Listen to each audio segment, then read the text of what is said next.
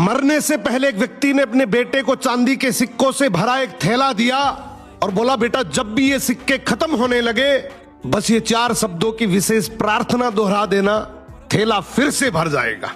पिता ने बेटे के कान में वो 4 शब्द कहे और सदा के लिए आंखें मूंद ली। वो वर्षों तक उन सिक्कों को खर्च करता रहा। जीवन की चकाचौंध और ऐशो आराम में वो इतना डूब गया कि उसे उन 4 शब्दों की याद ही नहीं रही। उसे लगा कि ये खजाना कभी खत्म नहीं होगा, परंतु धीरे धीरे थैला खाली होने लगा। अब बेटे को घबराहट हुई। उसने याद करने की बहुत कोशिश की, पर वो शब्द उसके दिमाग से फिसल चुके थे। वो पागलों की तरह लोगों से पूछने लगा। पहले पड़ोसी से पूछता है कि ऐसी कोई प्रार्थना तुम जानते हो क्या जिसमें 4 शब्द हो? पड़ोसी बोला, हाँ मैं एक 4 शब्दों की प्रार्थना जानता हूं, ईश्वर मेरी मदद करो।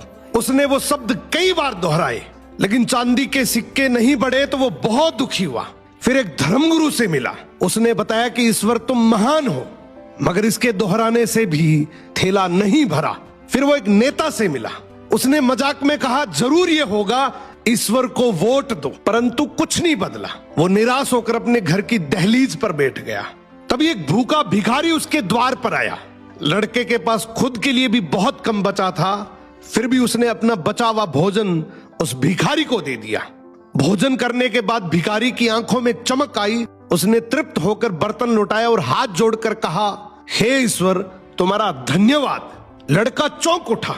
उसने सोचा यही वो चिर परिचित शब्द थे। उसने दोहराना शुरू किया, हे ईश्वर तुम्हारा धन्यवाद। देखते ही देखते उसका थैला फिर से चांदी के सिक्कों से लबालब भर गया। तब उसे समझ आया, जब उसने किसी की मदद की तभी वो प्रार्थना उसे याद आई।